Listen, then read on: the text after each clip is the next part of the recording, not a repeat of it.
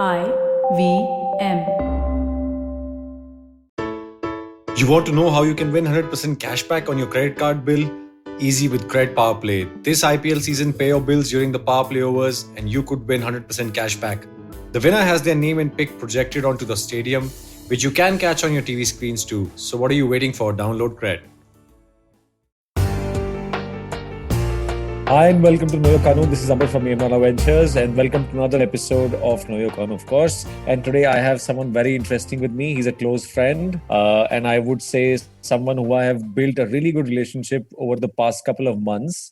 And he's a very well-known, I would say, celebrity fitness trainer and a very well-known brand in fitness. And rest I like himself and to introduce himself here on the platform. And Shivom sir, please welcome to the show. Welcome for being with us. Please introduce yourself from scratch because I can't do justice to your achievements and where all you have been.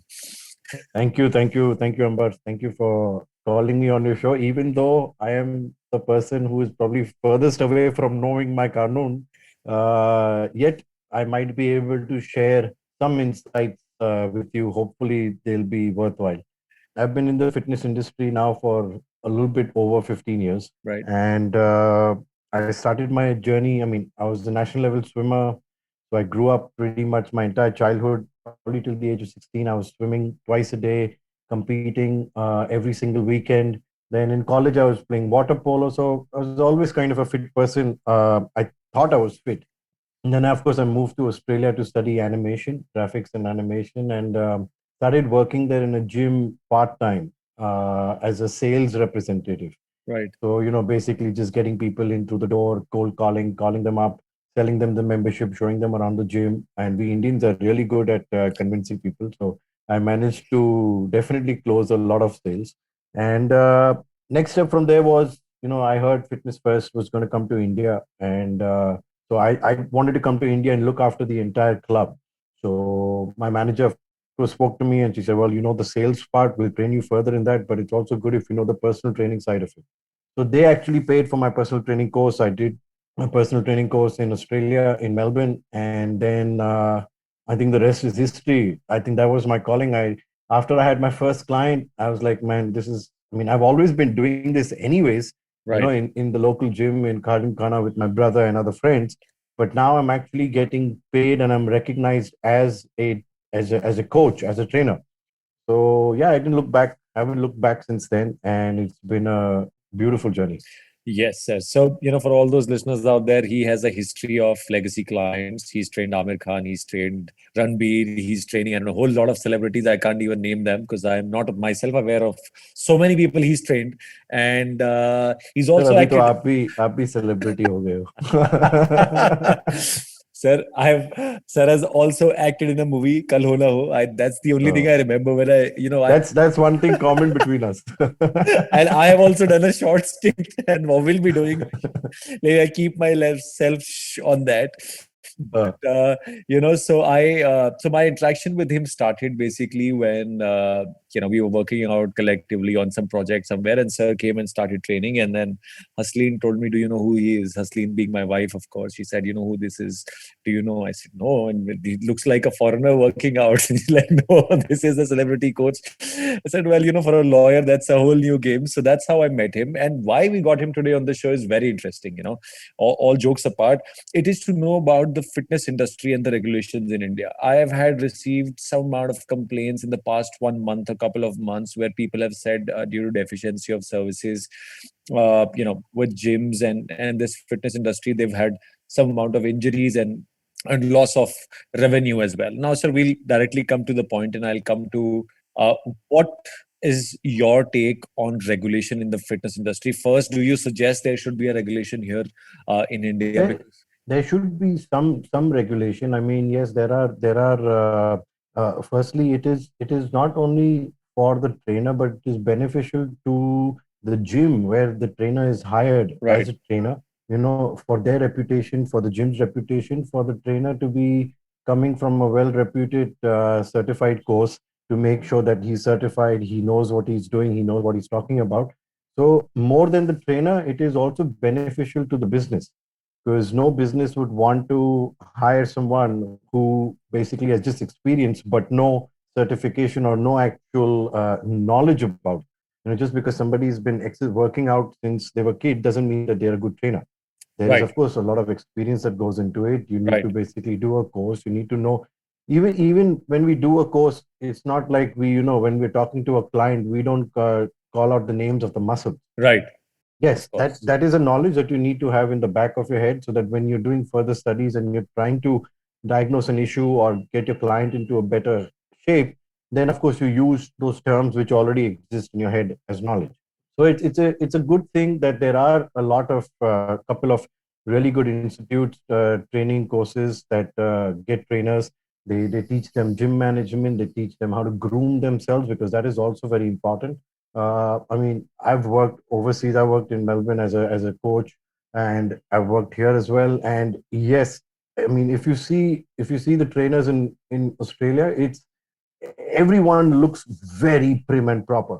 They'll make sure they spend their money on good whatever Right. workout clothes, Right. or the uniform, of course, which is given by the company. Right. But just the basic grooming and everything, basic etiquettes, manners is very important. So a lot of courses are teaching that as well, which is an amazing thing, because not every single person is comes from a background where they've probably experienced that. So they teach them that, which is an amazing, because at the end of the day, it's a face-to-face Right. interaction between a trainer and a client. Right. Absolutely. And if you can understand the client, if you can speak to the client and connect with the client, that just makes sure that the client will stay with you for a long time. Right.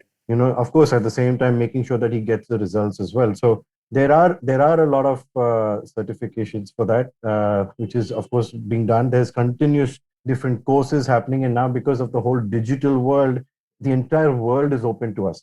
Right. So me myself, after almost 15, 17 years in the business, in the lockdown, I managed to do 3 certifications myself. Wow. Not because I don't know about them, but Right. also from a point of kind of revisiting what it is, a proper syllabus, reading a little bit more about it, and then of course from there moving on to more specialty courses. Right. I did this one course which is called a transformation specialist, and it's nothing to do with physical transformation. The entire course is about your mental dialogue that you have with the client. Right. How do you inspire them? How do you motivate them? How do you recognize that they are not going through, they're going through something which is probably hurting their progress? How do you deal with that? So that was an amazing course which I did with, probably, I think, every not only trainers but everyone who has a face-to-face interaction with their clients should definitely do. No, So yeah, there, absolutely. there are some good regulations out there. Right. And why I brought this up is because, like any other profession, whether it's a lawyer, whether it's an accountant, whether it is someone else who's offering professional services, I think there has to be a degree of regulation on the kind of conduct Okay. that you are doing. Also, on accountability part, that, you are physically getting involved in terms of directing an individual to follow a path where the outcome will change his appearance overall. There is a very thin line of difference. People say cosmetic changes, physical changes depend on a lot of things, but again it also involves a process which you are prescribing, and if someone gets injured Correct. there, it is due Correct. to your own mistake, not due to the mistake of the individual. And How that do is, you own up to that? yeah, that is very you know important to know, because I mean, simple example, like say someone now comes to me and so says, I'm getting this pain in my back and this is when it hurts. Now, from experience, I've probably, because of training and being a sports person all my life, I've been through every kind of injury there is, and of course, I've had clients who've gone through that. So knowing them and, learning from them, I've kind of learned myself. But I will still never diagnose the problem, because right. that is not my specialty. Right. I am not a physiotherapist. I've not studied any of that. I know the practical knowledge. So I tell Right. my clients, I said, once you diagnose the problem, you come to me, let me know what your physio says, and then I can give you exercises to basically help you in your rehab. Right. So that is where I come in. That is where my specialty comes in. Same thing when it goes for if somebody is doing a competitive sport or something, and they need to go on a specific nutrition plan or something, with supplementation or whatever it is. I don't do that, because that is not something which I again have studied, and I'm not credible in that. I always recommend. So I know where my place is. Right. I know I'm a good coach. I Right. know I can get people results. I know I can train you no matter who you are or what circumstance you come from, what your situation is. And I know that that is my specialty and that is where I stay.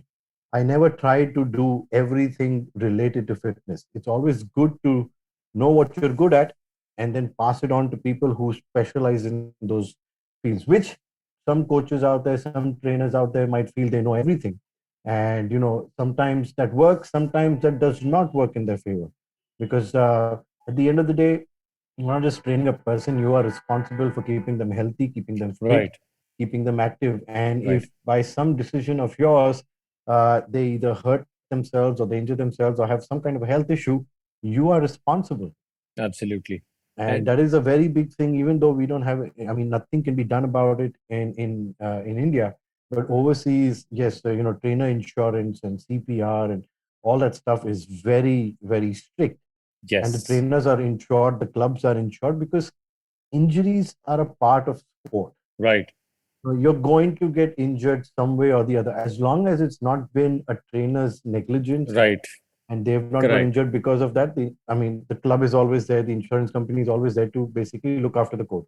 Right. But there are times when it is completely the coach's fault.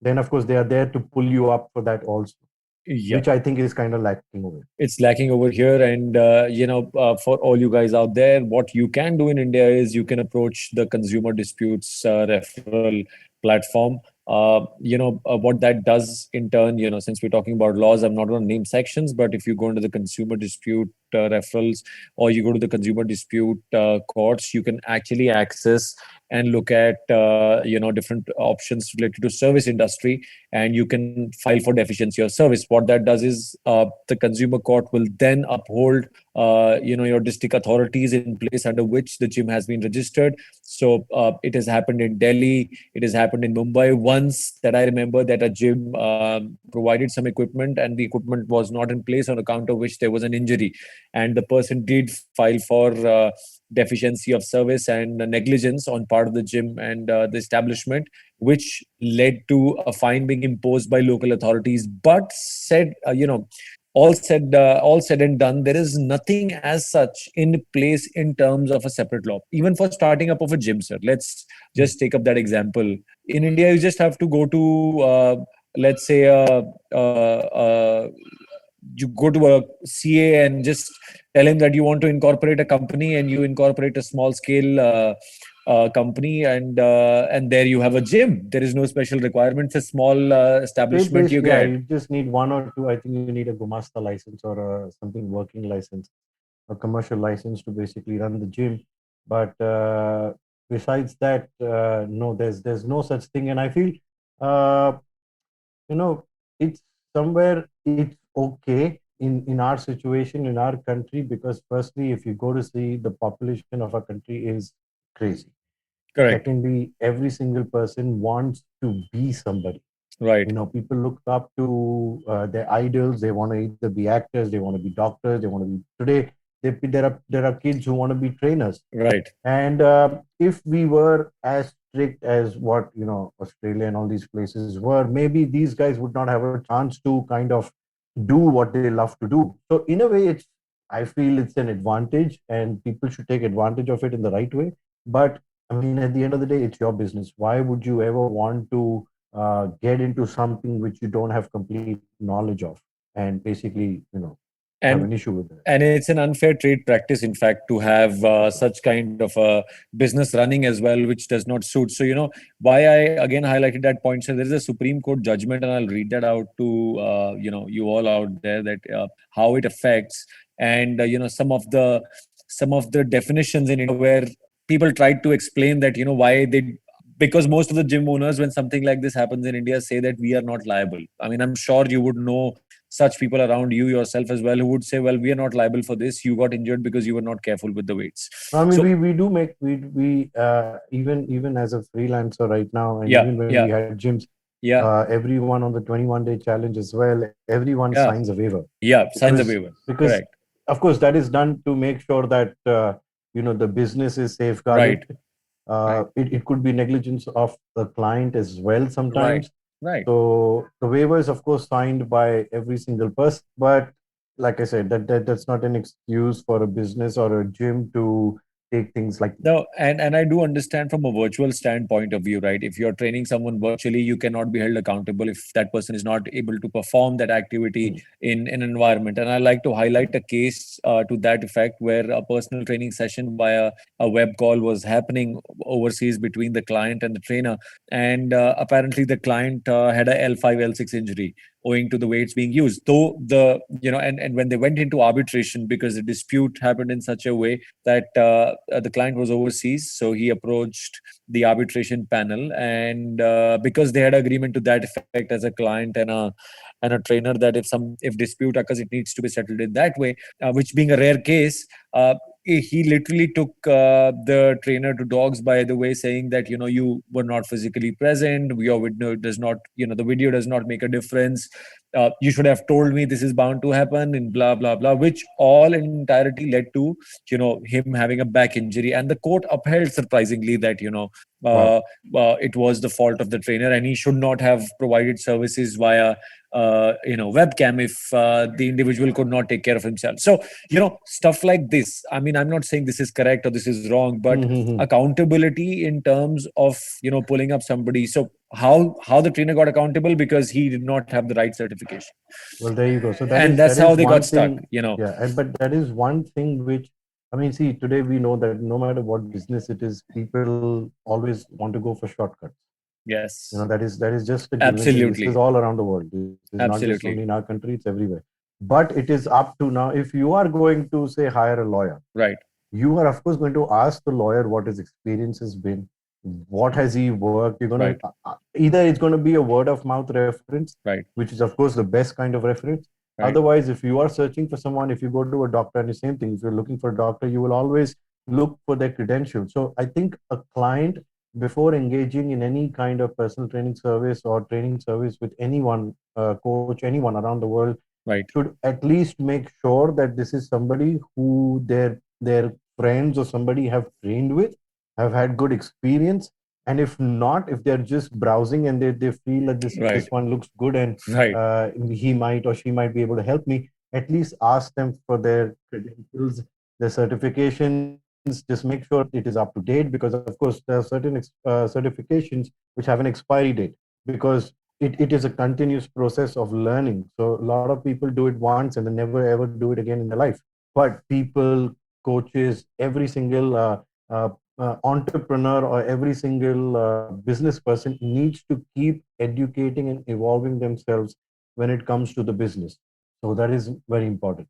So, sir, I want to highlight another point before people start asking me that Consumer Protection Act, how does that work? And you were concluding that, one fine day someone decides to pick up weights and behave in a particular way and then they get injured. So, what I wanted to highlight here was that what would tantamount to an unfair trade practice? An unfair trade practice would be where you tell people that, in 21 days, if you come to a gym, Yeah. you will lose 10 kilos or 15 kilos and you will develop muscles and stuff like that, and where people start believing into it and then they end up enrolling in those gyms. That is unfair trade practice, and that is something which happens in gyms which are not certified, which Yes, yes, yes. it We, happens all yes. across, and people end up losing, and that's the only ground when you can actually file some kind of a case against a gym owner or anybody else from that Exactly. area of field, right? Also, sir, I like to come to the fact which I'm sure you'll be able to highlight: amenities, like, let's say, clean drinking water, hygienic toilets,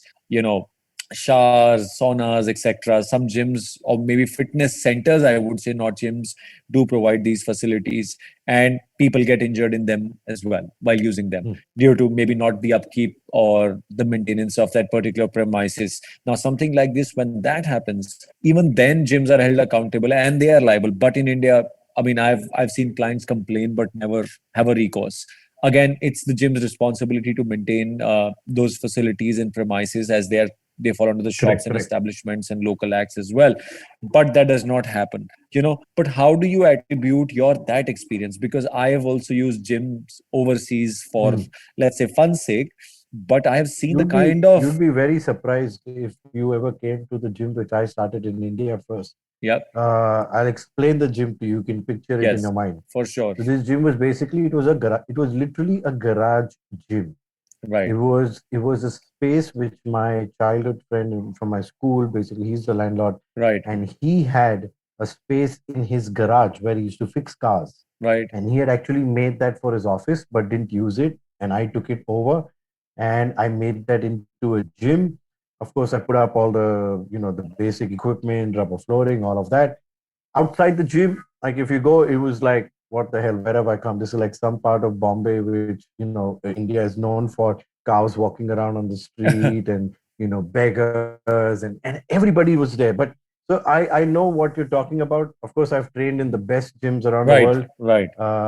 I've had, a couple of gyms myself. So yes, it is important for a gym to, maintain basic hygiene and basic cleanliness. uh, of course, every now and then there will be a point where, you kind of don't manage to do it, or somebody catches you just before you're about to clean things up and then, holds you up. And I think we all have been through that, where, someone or the other. But luckily, it's always been, the clients, they've been good friends or whatever. They've always told me about what needs to be done, and we've always taken a step to do it. As long as you take it as good, positive criticism from your clients about the gym, you can always improve. But I feel, yeah, every gym should definitely have the basic amenities and Regulations hygiene in place, I'm regulations sure, in the to gym as well. regulate how it should work, and what are the Yeah. penalties, etc. No, and before we close, sir, in next 5 minutes, I'll narrate one incident again. This was about an individual doing dumbbell rows in a gym, and because the dumbbells were not well maintained, the individual had an injury in the arm. All right, Hmm. this and the South Delhi Consumer Dispute Redressal Forum took it over and fined the gym 25,000 rupees, saying that at least you should have maintained that equipment where the injury was caused. Now, something like this has ever come across while you were training somebody? Maybe an instance, has someone ever said that, well, there was a deficiency and I got injured? You've come across a legal consequence, something like, not in your personal sphere also, Aha. but maybe around you as No, well. I mean, like I said, in India, you rarely hear about these things because uh, most of the times, even though, like I said, firstly, like, because the population is so big, there Yes. is business for everybody. So whether you start a gym just down the road from me, or whether you start a gym a little bit further away, no matter who you are, you will always find clients to come into your gym. But I've never heard of anyone who's basically been hurt, because like I said, being India, if the gym makes a mistake, or if we come across something, we of course tell the manager or tell whatever. One warning, two warnings, third warning. If they're still not doing it, I mean, at the most, what do? We leave the gym, we join another place. Right. So I've never heard anyone, talk, कि अरे this gym I सुनते नहीं, ऐसा नहीं, मैं तो इन पे legal case face करूंगा. ऐसा कभी हुआ नहीं है, because I don't think people are, that, I mean, they're serious about working out, but they're not that serious. They're like, ठीक है यार, ये gym नहीं, मैं दूसरे कोई अच्छे gym में चले जाऊंगा. Uh, If the business does not understanding that because of their small things like cleanliness and hygiene, they're losing clients, then too bad for them. No, and even I wanted to ask you on the refunds part. I mean, how does that work overseas? Because in India, I don't think we get refunds for anything once sold. So, what do you think about refunds in the industry? Yes. Sometimes I'll tell you why I Huh. ask you this is, and we're talking about unfair trade practices from a law perspective. Now, you have a client, and you've told the client that if you come to this premises, these are the 10 to 12 amenities I will offer you, and those amenities are there, but sometimes you're not able to provide the full service even on those 10 to 12 amenities which are there, and you may falter on two. And I can very well go and say that I paid 10,000 a year or 12,000 or 15,000 to get those full amenities. I haven't got maybe one out of the 11, out of the 12. Now, in a situation like this, to avoid legal penalty, the best part is to refund the money in case the client is disappointed, right? I mean, why would you want to go into a litigation over Correct, 12,000 correct, rupees initially? correct, correct, But correct. I mean, as a lawyer, out of experience around peers, I've seen some gyms tell you that they cannot give you the refund, you can do what you want, and then they end up losing with penalties being imposed on them by the consumer forums. But what is your take on this? Because you're leading the industry currently on fitness. Do you think it's a justified practice? Because overseas it happens, I believe. We've had refunds in a gym. There's of course certain criteria as to a refund. Right. Firstly, if somebody comes to us with a refund, we ask them, what is the issue?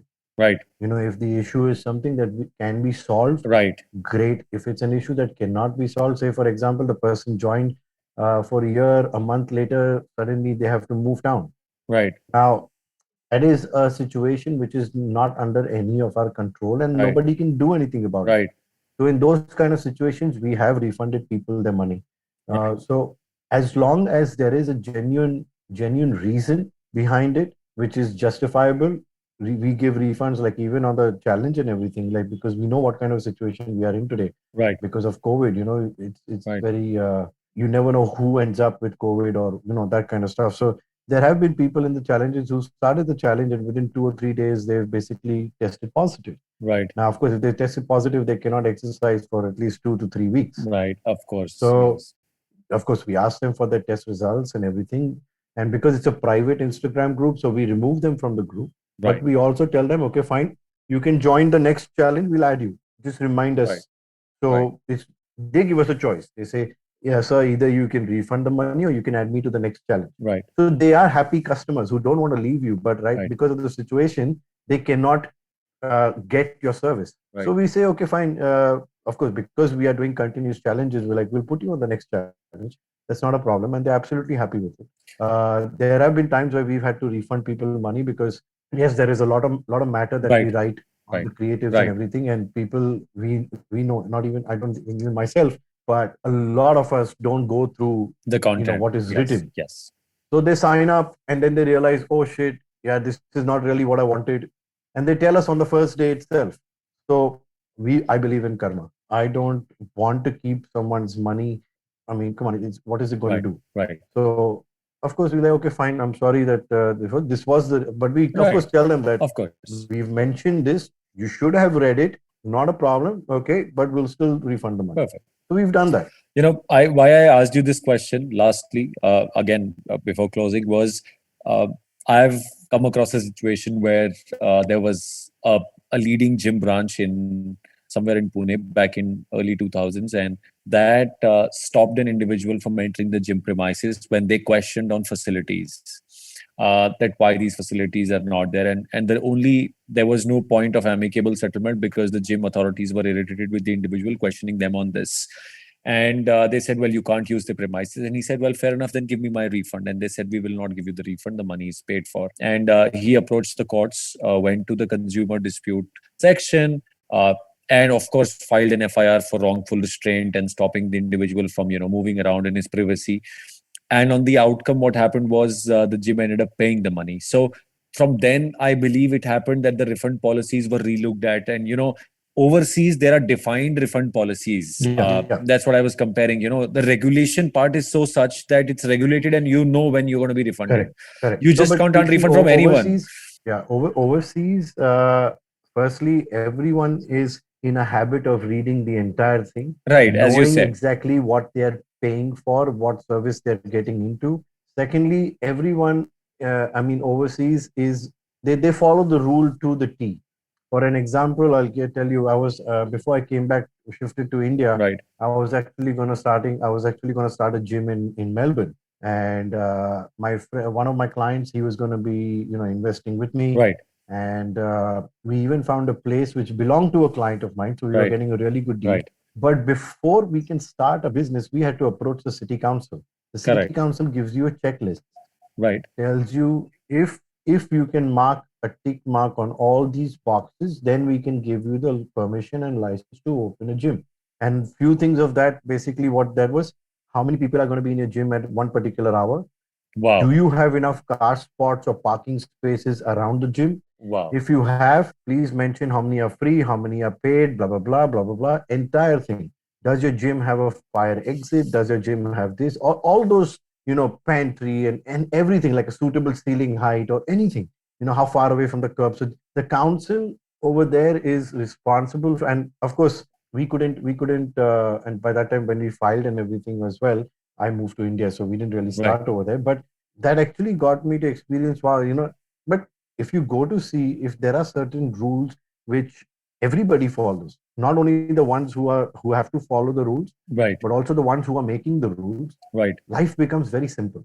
Perfect. It's when people try to find Yeah. loopholes and go Yeah. around Yeah. and this and Yeah. that. That's when, that's when confusion is created. That's where the issues happen. But if everything is very straightforward right from the start, like you Right. being a lawyer, Right. when Right. you're doing an agreement with anybody or for any of your clients, Right. everything on that paper has to be to the point Simple. and straightforward, Yes. leaving no area for any doubt or confusion. Right. Because once that is there, it's simple.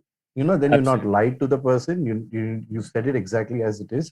And then if things don't turn out, that's something different. No, absolutely, sir. And on that note, I'd like to close this with my final comments. India is looking at a Gymnast and a Fitness Center Regulations Act, which is a bill which has been proposed. It's still in the Okay. parliament. It's been tabled, but it's not come out for passing. But it is on the lines of international stature that, where there could be a regulation for gyms in future.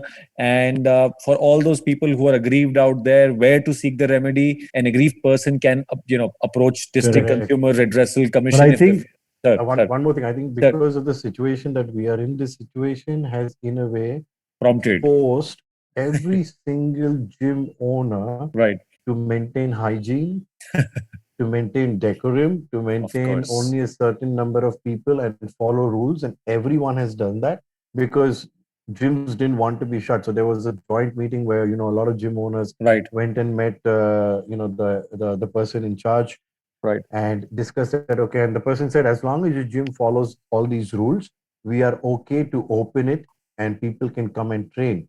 So if you're wearing masks, if you're wearing your shields, some places have the shield, some places have the mask.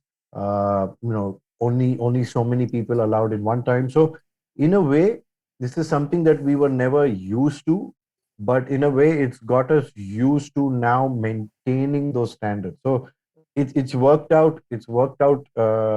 In favor of the businesses actually.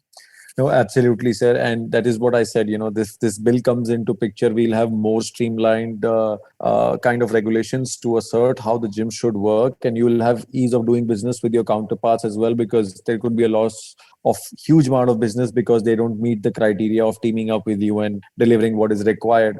Correct. And that is what. Lastly, the last section of this show, it is about where to seek the remedy. So, as I was saying before, an aggrieved person can approach a district consumer redressal commission if the value of the consideration, which is the amount of dissatisfaction in service you've had, does not exceed 1 crore overall. Okay. If in case it goes beyond that, then you need to go to the State Consumer Redressal Commission, and you can take the matter up to National Commission in India in case the matter goes beyond that, where the injury is very severe. However, within 21 days from the date of receipt of such a complaint, the commission actually decides the admissibility of the case. So, which is 3 weeks you'll have to wait before your case gets admitted, whether it is a genuine case or not. And if there is a chance of settlement of such a dispute through mediation, then the commission will refer a mediation. If not so, they will send a report, and that report along will go to the judicial bench or the legal bench, I would say, from the mediation bench for settlement. But that is all. And sir, any last words you would want to say? Maybe talk about your new challenge before we close in. No, I would. I We look would forward just to like that. to. I would just like to say, because now, like I said, everything is moved digital, and yes, we are training people online. Even more than now, trainers and coaches need to be more aware. They need to be more educated, because you're not present face to face or personally with the client. You need to be able to judge the movement. You need to be able to know where the person is going wrong in the movement, correct them, advise them on the right kind of weight to be used. So in order to do all this, if you want to be a good coach, you want to be a good trainer, it is important for you to get a good certification, practice your field for a bit. There are a lot of people who get in not only training, but there are a lot of people who get into a field which they have no experience of. Absolutely. It doesn't work like that. So I know. get the experience, intern at some place. Yes, maybe you won't get personal clients straight away, but at least you will get the experience and you will see and learn what to do correctly and what not to do when you're with the client. That's the most. I mean, that's one thing that we did in Melbourne as well. When I started, I wasn't allowed to straight away become a personal trainer. For I think 6 weeks or a month or 6 weeks, I just had to be a flow trainer. which Wow. basically means I had to walk around, talk to members, speak to them, help them, not try and sell myself at all because I wasn't allowed to. That was the rule.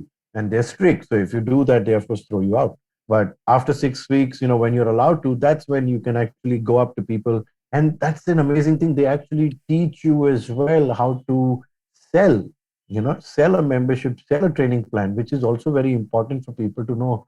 These are all, I think, small business tips which are not only related to fitness but will help in general, no matter what service or good you're selling. If you know how to judge a person by their mood, like you can't go to a person while they're exercising and doing something really crazy and tell them, oh, I'm a personal trainer and would you like to he'll be like, dude, get out of here. Get out.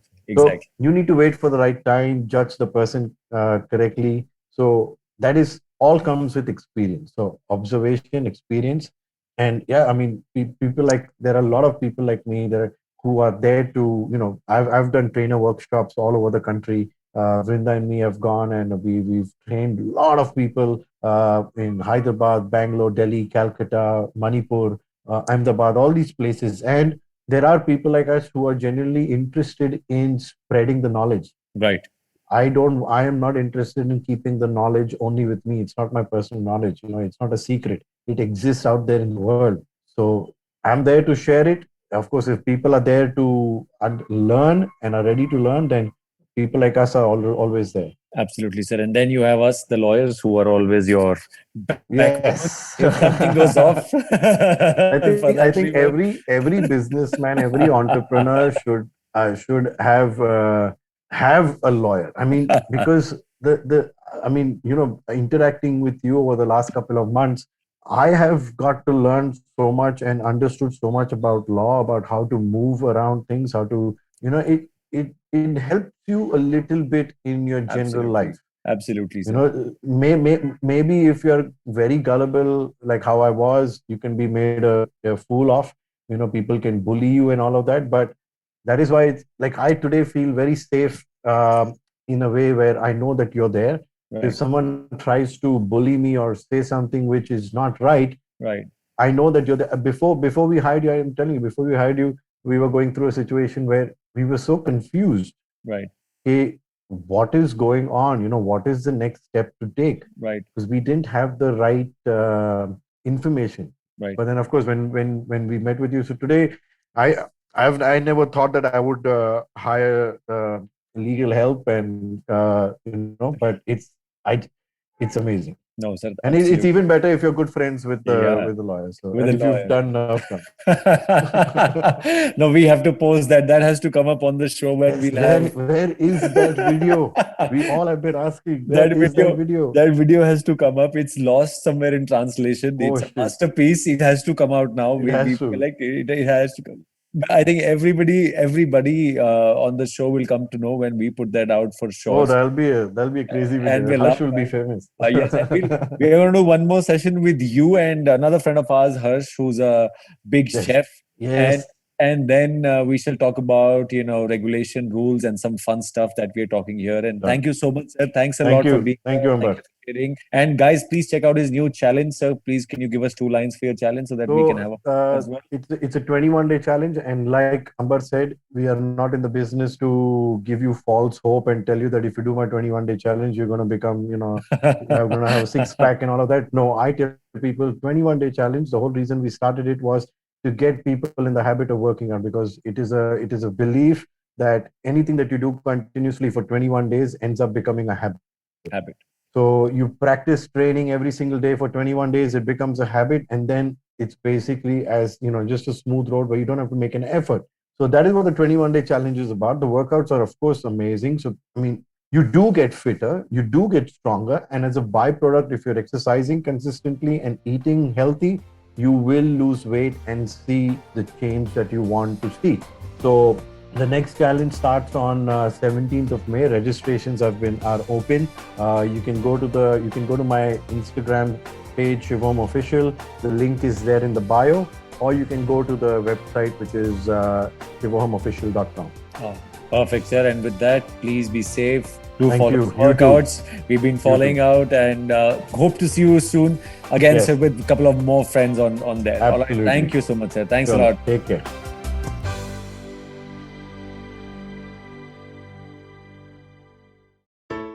I hope you enjoyed that show. If you aren't following us on social media, please do. We're IVM Podcast on Twitter, Facebook, and Instagram. We'd like to thank the sponsors on the network this week, Cred, Cied, TheWholeTruthFoods.com, and PayPal. We really appreciate your support.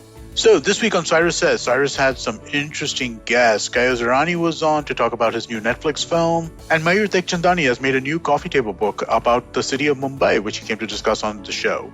On the Wire Talk, Siddharth Bhatia was joined by Dr. Ali Khan Mahmoodabad to talk about the Muslim community's issues during these thorny times. On The Habit Coach, Ashton Doctor is joined by Sonia Jas to talk about the importance of fitness and why this is a great time to begin a journey to good health. The Simplified Gang has reunited and they discuss the hue and cry around the European Super League that was eventually just dropped after 2 days. On Shunya One, Shilith and I are talking to Gurubat from PayPal India. We talk about fintech, the future of digital payments, and a whole lot more. Really deep and interesting conversation about PayPal, its plans in India, and what kind of hiring they're looking to do.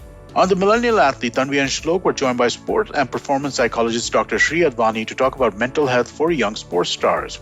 And I just want to again mention some of our cricket shows. The IPL season is on and you should definitely check out Edges and Sledges. And we also have a Hindi show called Khel Niti. Do check that out as well. And with that, we hope to see you again next week. 2020 is a difficult year. A global pandemic, protests, elections, recessions.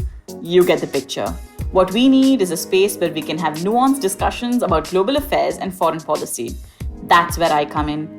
My name is Hamsini Hariharan and I host the States of Anarchy podcast. Every second Tuesday, I speak to experts in the field of international relations to make a little more sense of the world. So join me on the IVM podcast app, website, or wherever you're listening to me right now.